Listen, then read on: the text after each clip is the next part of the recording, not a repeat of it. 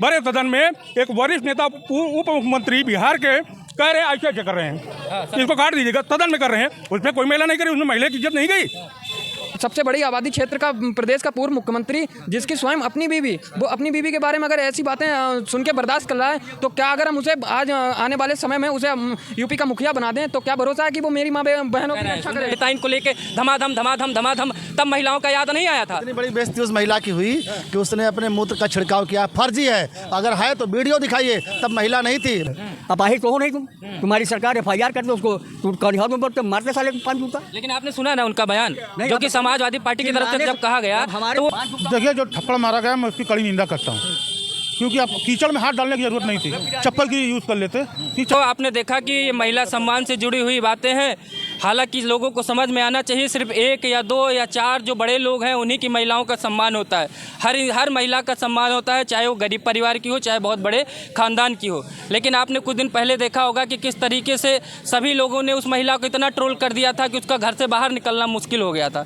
लेकिन किसी भी महिला का अगर अपमान होता है तो सभी को इसका खिलाफत करना चाहिए, चाहे वो डिम्पल यादव जी हो, चाहे मणिपुर की घटना हो, या आप तमाम जो घटनाएं देख रहे हैं, इटावा की घटना देखे होंगे कि किस तरीके से उस महिला को इतना ट्रोल किया गया। तो मैं बोल भी नहीं सकता, लेकिन बोलूँगा, पंडिताइन इस तरीके से छिड़काव किया गया, कहा गया, तो इस तरीके से कहा गया, उसके बाद दूसरे के लिए प्रूफ मांगा जाता है। मैं किसी का समर्थन नहीं कर रहा हूँ, लेकिन हर महिला होती है। मैडम ये बताइए महिला होती कि नहीं होती? होती है ना, तो सभी का सम्मान करना चाहिए। सम्मान की बात तो कम से कम लोग करने लगे, अच्छा लग रहा है सुन के। लेकिन जब को जेल भेजा जाए, हमारी सवाल तो सुन लीजिए। अच्छा लगा कि महिलाओं की सम्मान की बात लोग करने लगे, समाजवादी पार्टी के लोग भी करने लगे, बीजेपी वाले भी करने लगे।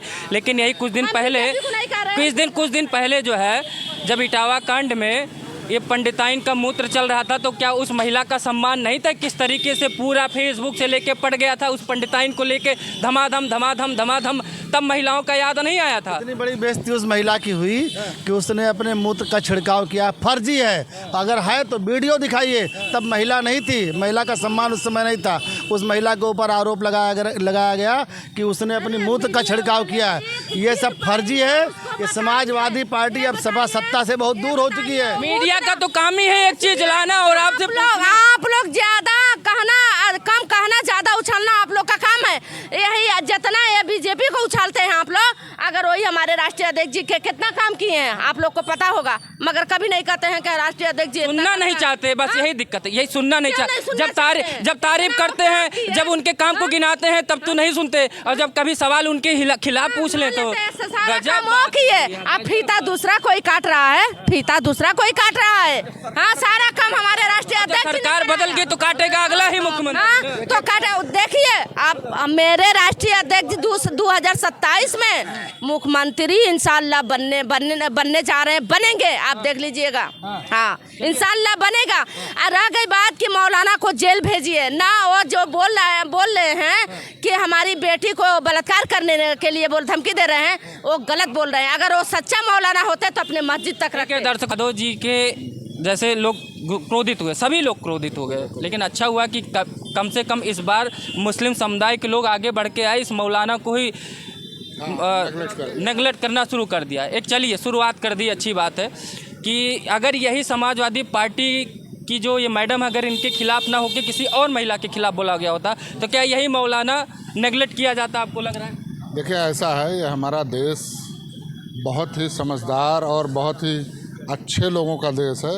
यहाँ हर महिला का सम्मान है।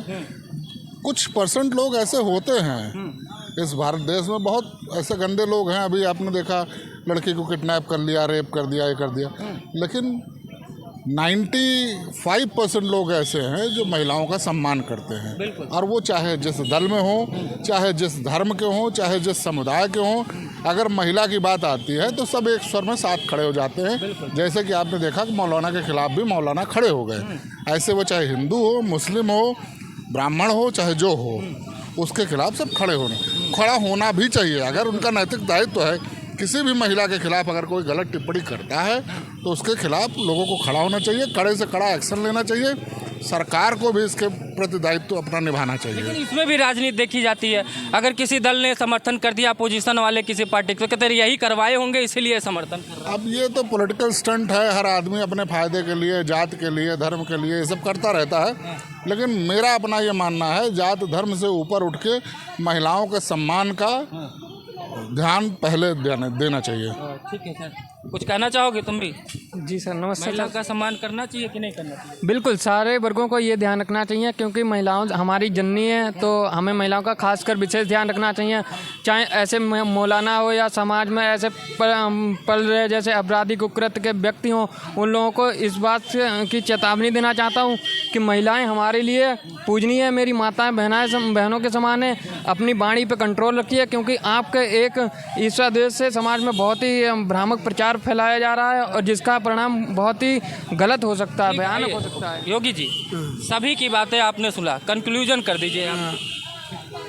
अभी हम समाजवादी पार्टी के नेताओं का बयान सुन रहा था और कह रहे थे, मार हो हल्ला उठाए थे कि महिलाओं का सम्मान। महिलाओं का सम्मान पता समाजवादी पार्टी कब से करने लगी, हमारी ये समझ में नहीं आ रहा है कि जब उन्होंने 95 में दलित समाज की महिला बहन कुंवारी मायावती जी का बेइज्जत करने का काम गेस्ट हाउस में किया, उसके बाद अभी जल्दी की ही कहानी है वो हिमाचल की जो कंगना रनौत जी का, किस तरह उनको मंडी गलत टिप्पणी की तो मंडी दबाव। और कांग्रेस और सपा के किसी भी नेता में, किसी भी कार्यकर्ता में ये हिम्मत नहीं हुई कि जो उनका बचाव करे। आज भारतीय जनता पार्टी के नेता और कार्यकर्ता और उसकी महिला कार्यकर्ता सब ने इसका विरोध किया, चूँकि महिलाएं सनातन धर्म, हम सनातन की महिलाओं का अपमान नहीं सहन कर सकते। लोग खुदे नहीं कर रहे हैं, ठीक है, कोई दूसरा कर दे ठीक, कोई दूसरा FIR करा दे ठीक, कार्यकर्ता करा दे ठीक,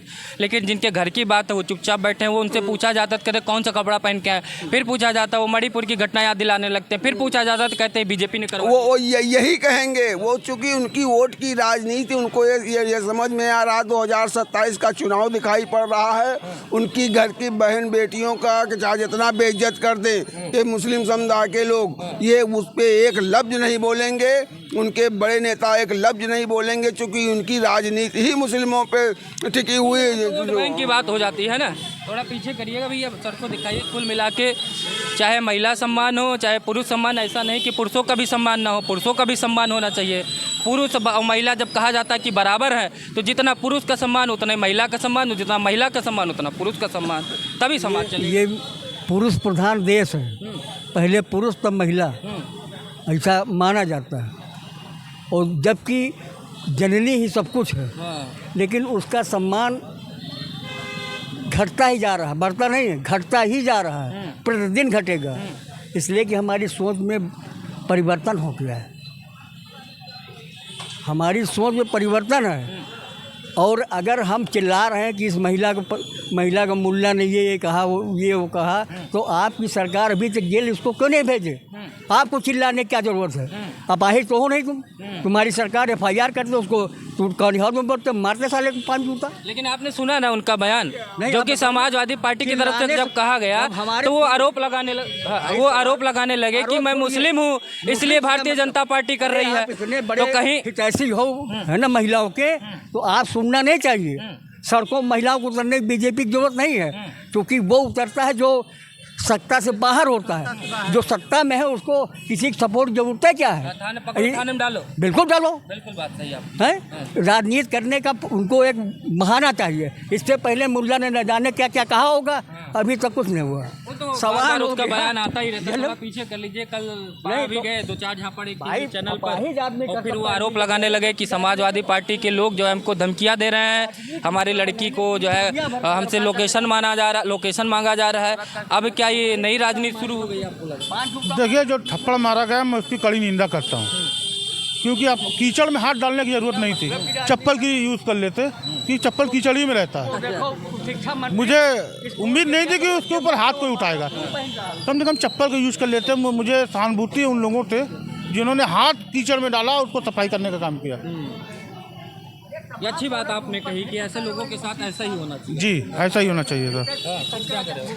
मैं ये कहना चाहता हूँ, पूरी तरह से मौलाना को दोषी ठहराना बिल्कुल ही गलत है, क्योंकि कहा वही है, मुद्दा वही छेड़ा तो गलत नहीं कहा जाएगा। मुद्दा वही सही है। लेकिन एक बात आप बताइए, आप कहीं भी ऑफिस में जाते हैं, किसी समाज में ऐसी जगह पे जाते हैं जहाँ पे शिक्षा का संदेश दिया जाता है। मस्जिद कोई वोट बैंक का जरिया नहीं था, वो इस्लाम का धर्म प्रचार है, वहाँ पे उनकी मान्यताएं चलेंगी। तो अगर आप वोट के उद्देश्य से वहाँ पे गए थे तो आपको इस्लामिक परंपराओं का, जो वहाँ पे मौलाना साहब हैं, उनकी मान्यताओं का पालन करना चाहिए था।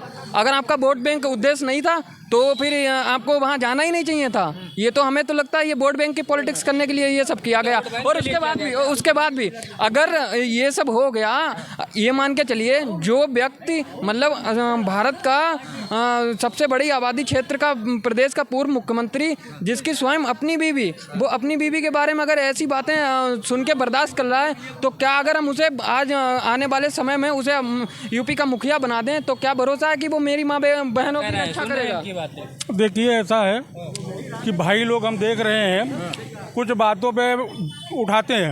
अब जैसे इटावा कांड था, सुनिएगा, दो बात सुनिएगा। बस इटावा कांड में बताया, जबकि FIR में नहीं था, कोई वीडियो नहीं था, बताया उसने मूत्र छिड़क दिया, गंगा जल से ज़्यादा महंगा मूत्र हो गया।